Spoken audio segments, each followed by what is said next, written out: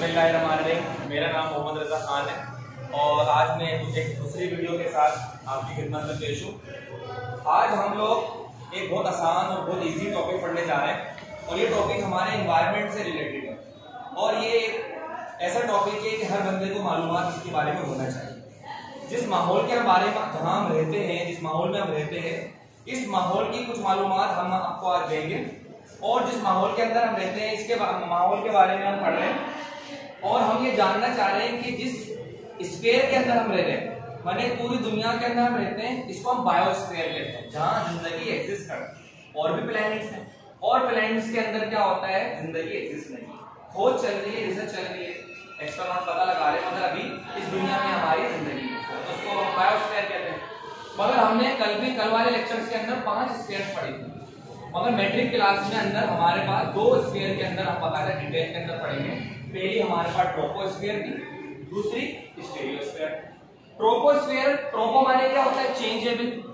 तो हम देखते हैं माहौल के अंदर रोजाना की बुनियाद पे तब्दीली आती है और इसी माहौल के अंदर हम रहते हैं और हमारे माहौल के अंदर तब्दीली रोज बुनियाद के ऊपर भी आती है, हाइट की बुनियाद के ऊपर भी आती है, मौसम के लिहाज से भी आती है, सही है, रोजाना की बुनियाद के अंदर। तो इसीलिए हमारी जो पहली लेयर है, जिस एनवायरनमेंट में हम रह रहे हैं, उसको हम ट्रोपोस्फीयर कहते हैं और इससे अबव जो हमारी स्फीयर है उसको क्या कहते हैं, स्ट्रेटोस्फीयर।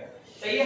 अब हम इन दोनों का डिफरेंस जानेंगे क्योंकि हमारी जिंदगी इसके अंदर एग्जिस्ट करती है, हमारे परिंदे इसमें उड़ते हैं, हमारे एरोप्लेन इसमें उड़ते हैं और भी बहुत सारी चीजें इसके अंदर हमारे पास मौजूद है। वो सारा इन दोनों का डिफरेंस जानेंगे और ये पेपर में आया हुआ भी है सवाल। अब इसका डिफरेंस जानेंगे, शॉर्ट क्वेश्चन के अंदर ये आंसर आ भी सकता है हमारे पास, तो आप इसका आराम से बाखूबी जवाब दे लेंगे। सही है। और इन दोनों का डिफरेंस क्यों जान रहे हैं, क्योंकि ये दोनों स्फीयर हमारी अबव है, सी लेवल से हम जैसे ऊपर की तरफ जाएंगे तो ये स्फीयर आ जाएगी हमारा। अब पहली जो स्फीयर है हमारे पास ट्रोपोस्फीयर है।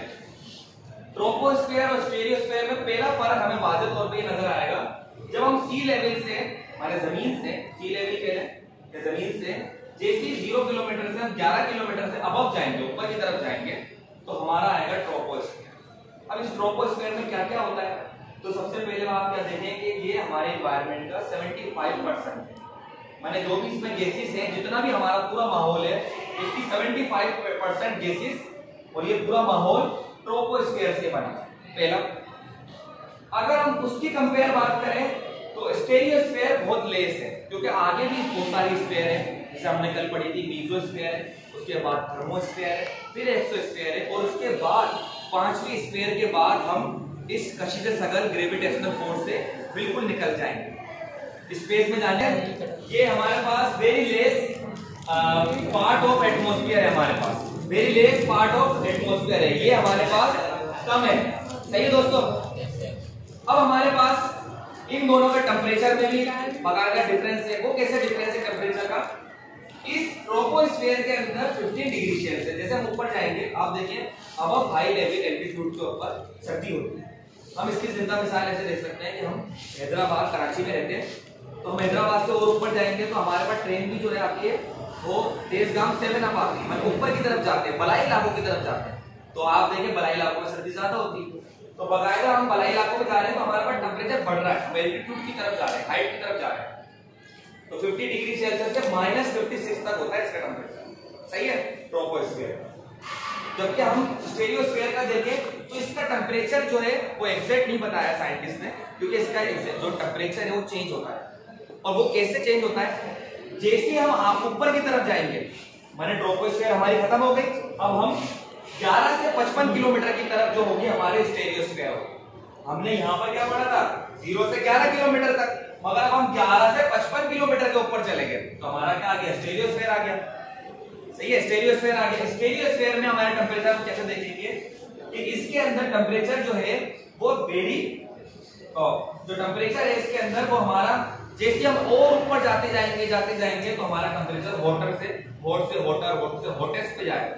सही है, माने इसके अंदर जिंदगी इस स्फीयर के अंदर मुश्किल है, माने हमारे जो परिंदे वगैरह होते हैं वो भी हम, या हमारे जो जहाज वगैरह होते हैं वो भी इसके अंदर ही बाकायदा होते हैं। आप लोगों ने अक्सर सुना भी होगा अपने रिश्तेदारों से, जो लोग एरोप्लेन में सफर करते हैं, तो अगर किसी का दम घुटता है तो उसको बाकायदा आर्टिफिशियल ऑक्सीजन दिया जाता है, क्योंकि जैसे हम ज्यादा ऊंचाई पे जाते हैं तो ऑक्सीजन की जो क्वांटिटी है, जो उसकी मिकदार है वो कम हो जाती है हमारे पास। इसीलिए ये मसला है, क्योंकि हमारे पास जैसे ही एनवायरनमेंट हॉट हो रहा है तो गैसेस कम हो रही है, इसकी वजह से हमें ऑक्सीजन लेने में प्रॉब्लम हो।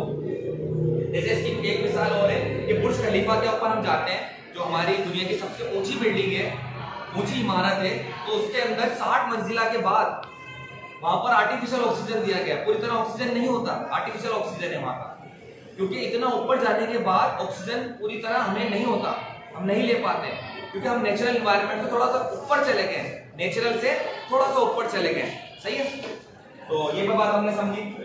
अब हमारे पास दो बातें और देखें कि हमारे पास जो ओजोन लेयर है, जो ट्रोपोस्फीयर के अंदर होती है, वो थोड़ी सी गंदी होती है। वो जो हमारी जो गैसेस जो हैं, जो हमारी जो गैसेस गाड़ियों से निकलती हैं, कारों से निकलती हैं, मोटरसाइकिल हम रोजाना की बुनियाद पर चलाते हैं, और हमारे जो छोटे छोटे कारखाने लगे हुए इनका भी धुआं हमारे एनवायरनमेंट में जा रहा है, बड़ी बड़ी फैक्ट्रियों का भी धुआं जा रहा है।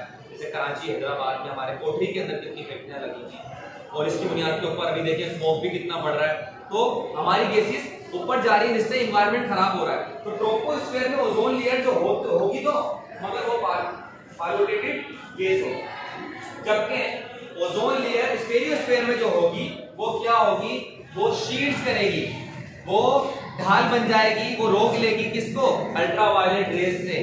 अल्ट्रावायलेट, गामा, बीटा रेज जो सूरज से आती हैं, खतरनाक होती हैं, हमारे स्किन के लिए बहुत खतरनाक होती है, हमारी स्किन डैमेज हो सकती है, हमें स्किन की प्रॉब्लम्स हो सकती है। सही है, और ये अब ग्लोबल वार्मिंग बढ़ भी रही है, और हमारी ये ओजोन लेयर खराब भी होती जा रही है, कई कई मुल्कों में खराब भी हो गई, वही प्रॉब्लम चल रही है। तो हमें इससे कोशिश करना चाहिए, हम कम से कम व्हीकल्स और धुएं वाला काम जो है हमारे पास, जो पॉल्यूशन कम से कम करे, वो कम से कम करना चाहिए। उसके बाद हम देखें, हमने ये तो समझ लिया कि ओजोन लेयर ये पॉल्यूटेड गैस है, और ओजोन लेयर ये हमें शील्ड कर रही है, ढाल बन रही है ओजोन लेयर हमारी अल्ट्रावायलेट रेज से। उसके बाद हमारे पास इसके अंदर स्टेरियोस्फीयर के अंदर गैसेस का दबाव बहुत कम होता है, जबकि हमारे पास ट्रोपोस्फीयर, क्योंकि हमारे एनवायरनमेंट का हिस्सा है, हम इसी में रहते हैं, इसी में हमारे परिंदे उड़ते हैं, हमारे परिंदे उड़ रहे होते हैं, हमारे जहाज उड़ रहे होते हैं, और हम हाई एल्टीट्यूड के ऊपर भी जो जिंदा रह पाते हैं वो इसी वजह से रहते हैं, क्योंकि इसमें नाइट्रोजन गैस होती है, ऑक्सीजन गैस होती है, कार्बन डाइऑक्साइड गैस होती है, और इसके अंदर वाटर वेपर भी होते हैं, जिसको हम बादल भी कहते हैं, हम इसको ओस भी कहते हैं। आपने अभी सर्दी के मौसम में देखा होगा, घास पार्क में जाए, सुबह सुबह घास आपको गीली मिलेगी, पत्ते गीले मिलेंगे। सही है ना, मौसम में आबो हवा में आपको पूरी तरह क्लियरनेस नहीं होगा, आपको दूर का नजर नहीं आ पा रहा होगा, स्मोक बढ़ रही होती है, ये वाटर वेपर्स ही तो होते हैं, ये खतरनाक भी होते हैं मतलब हमारे लिए, अगर ज्यादा लेवल पे हो जाए। कभी कभार थोड़ा बहुत तो कोई मसला नहीं है, ज्यादा हो जाए तो सांस लेने में प्रॉब्लम होती है, और हमारे अभी कराची और लाहौर के अंदर बहुत ज्यादा हो रही है, बहुत ज्यादा हो रही है। और उसके अलावा आप देखिए, यहाँ तक समझ में आ गया आपको ओजोन लेयर वाला, ये भी समझ में आ गया। आखिरी पॉइंट आपके देख लें कि हमारे ट्रोपोस्फीयर में एयर मूवमेंट बहुत ज्यादा होती है, स्टेरियोस्फीयर में बहुत कम होती है, और हमारे जितने भी बर्ड्स हैं और एरोप्लेन हैं वो ट्रोपोस्फीयर में उड़ते हैं, जबकि स्टेरियोस्फीयर में ना परिंदे उड़ते हैं और ना ही हमारे प्लेन। मुझे उम्मीद है कि आपको मेरा लेक्चर समझ में आया होगा। मजीद आपको समझने के लिए आप मुझे कमेंट कर सकते हैं, वीडियो को लाइक कर सकते हैं, बता सकते हैं, और आप ये वीडियो अगर आपको अच्छी लगी हो तो आप ये वीडियो अपने दोस्तों को शेयर करिएगा। खुदा हाफिज़, आपका मेजबान मोहम्मद।